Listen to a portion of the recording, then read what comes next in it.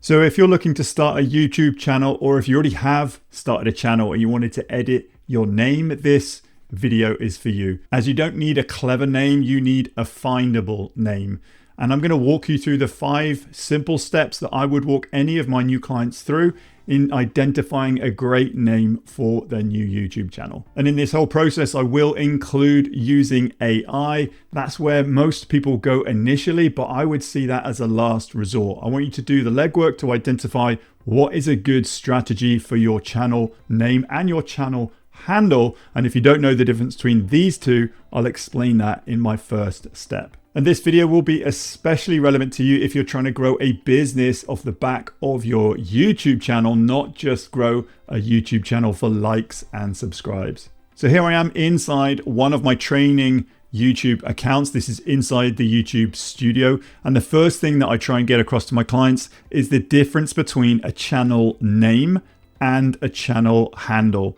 If you start or open a new YouTube account or a new YouTube channel, go into your studio and then click on customization. And you can read up on the difference between a name and a handle. They are slightly different and also slightly similar. So under the name, you can choose a channel name that represents you and your content. Changes made to your name and picture are visible only on YouTube and not on other Google services. So it is a standalone service here.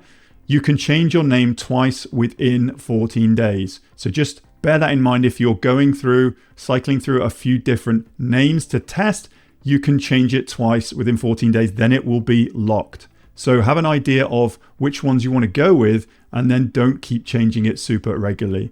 Though the difference between the channel and the handle then, your handle is a unique @ name that helps people find your channel different from your channel name. You can change your handle twice within a 14-day period, so exactly the same, but we hold your previous handle for 14 days in case you'd like to switch it back.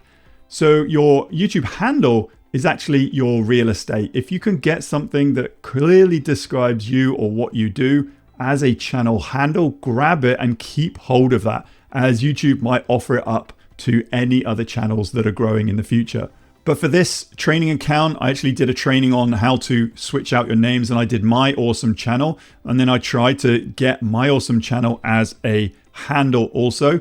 But if you were to type in My Awesome Channel, it would either give you a green check mark or a red exclamation mark saying this handle isn't available, but here is one available. So they might put some letters or numbers after the handle that you want. But the idea is to be clear and concise over what handle or name that represents you and your brand. So I probably wouldn't use a bunch of letters or names. I'd try something else, like I tried Tim's Awesome Channel, and that was exactly what I used for this training account. So if we switch on over to my actual channel, the channel that I'm growing right now, into customization, and luckily @TimPeakman was available when I started this channel. So Tim Peakman is the handle and it's the name. And ideally, you probably want to keep your handle and your name the same if you can. If you can't get the handle exactly as you want it, then you can reflect that in the name of your channel. And I mentioned this because someone reached out to me just last week saying, my channel is all about X, but when I go try to find my channel, I can't see it in search. And when I went to search for his channel using his main keyword, I couldn't find it. But then when he sent me the link, his channel name and his channel handle were nothing to do with his main keywords. So make sure you're keeping it as clear as possible what your channel handle is and your channel name is. It has to relate exactly to either who you are or what you do. So that's step 1, really, identifying the differences between a channel name and a channel handle. Try and go after your channel handle first. If you can't get that, you can then reflect it in the name of your channel. So the second step is identifying whether you want to try and grow a personal brand or a topic brand. Touching on personal brand first, this is an example. Tim Peakman or @TimPeakman is my personal brand.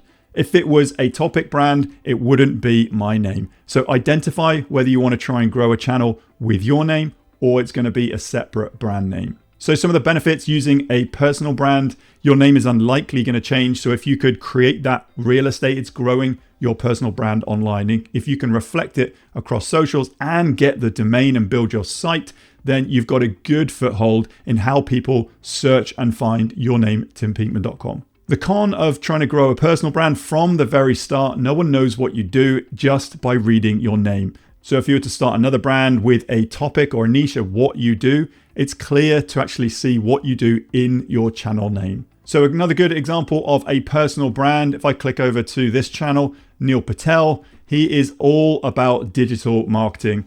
So if you were to type in Neil Patel online, you'd likely see his domain and his channel and a lot of his socials. But alternatively, if growing a personal brand was not for you and you wanted to grow a topic brand or a niche, you can choose whatever brand name you want. So here is an example of a brand name, not a personal brand, but actually building a brand or a topic brand. This is Kajabi. This is the platform that I have built my entire online business on. And Kajabi helps experts build and scale their business. So it is quite a unique name. I think it's an Aboriginal name for to take flight, but not everyone's going to know that. But if you had a more explanatory name, then people searching for your main keywords could then find your brand. So that really is one of the main pros about building out a brand name within a topic. So if someone is going to type into YouTube some keywords to find a video around their topic, then if your brand name is linked to some of those keywords, it could then show up in search. But then a con could be in this area, you might get a bit more competition going for those main keywords that people are searching for online. So steps 2 and 3 are personal brands and topic brands, but you can actually do a bit of a hybrid of these two. As some of the challenges in growing a personal brand, your name might be a bit generic like John Smith, but if you are a fitness coach, you could have John Smith Fitness. So just by tweaking on a bit of a hybrid of your personal brand plus the industry that you're in will then create that channel name and that handle that could be available to you. So a good example of this, I found a channel here. Ben Heath is Google Ads. So Ben Heath is obviously building his personal brand, but it's all around Google Ads. So if people were to search in any videos about Google Ads, then this channel is likely to get served.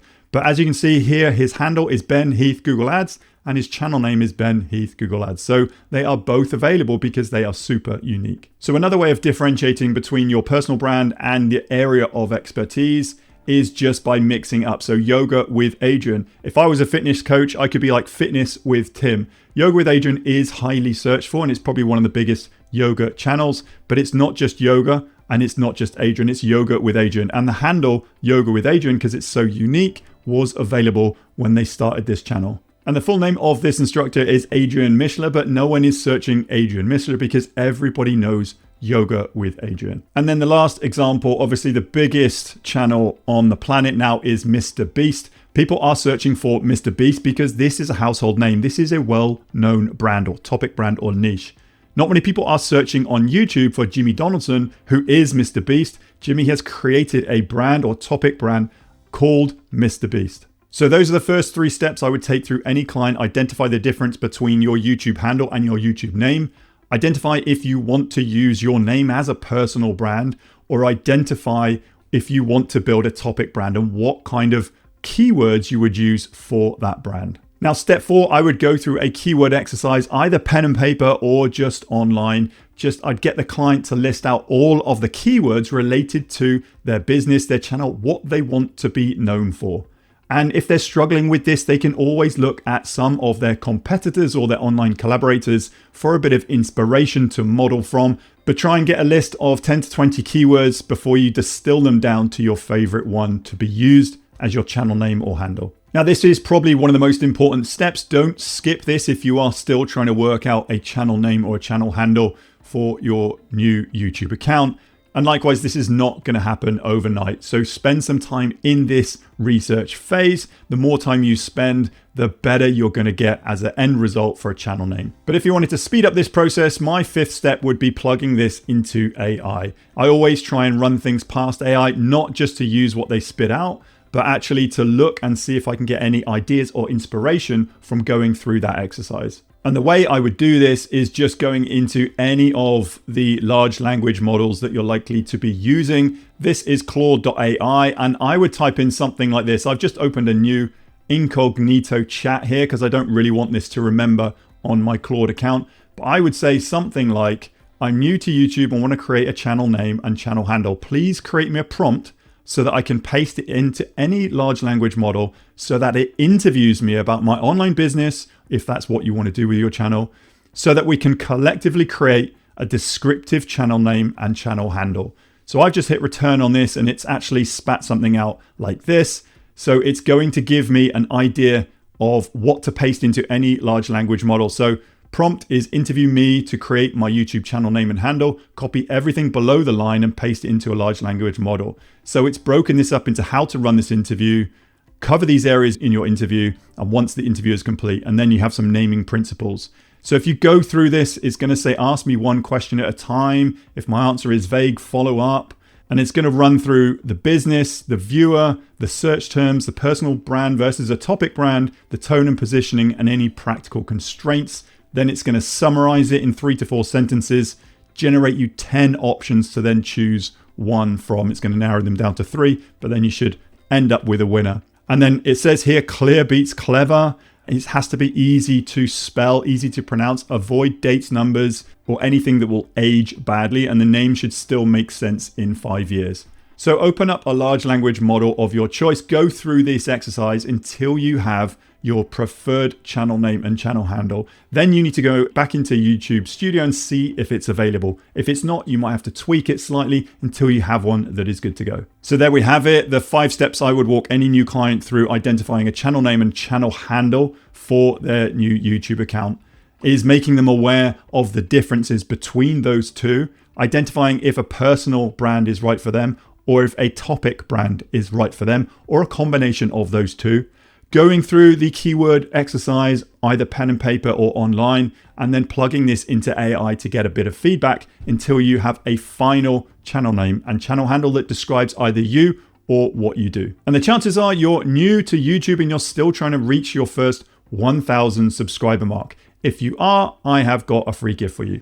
As you've stayed all the way to the end of this video, I'm going to offer this to you completely free. Head to timpeakman.com/YouTube and you can just download a jumpstart guide. This is what I would do if I was to open a new channel tomorrow, what steps I would go through in order to set my channel up ready to get my first 1,000 subscribers and get monetized. That link once more, timpeakman.com/YouTube, my free gift to you as you've stayed all the way to the end of this video. Hopefully you found value and you have a greater understanding of what a channel handle, channel name is and how you go about selecting yours. And as always, leave me a comment below if you have a follow-up question, and I look forward to seeing you on the next video soon.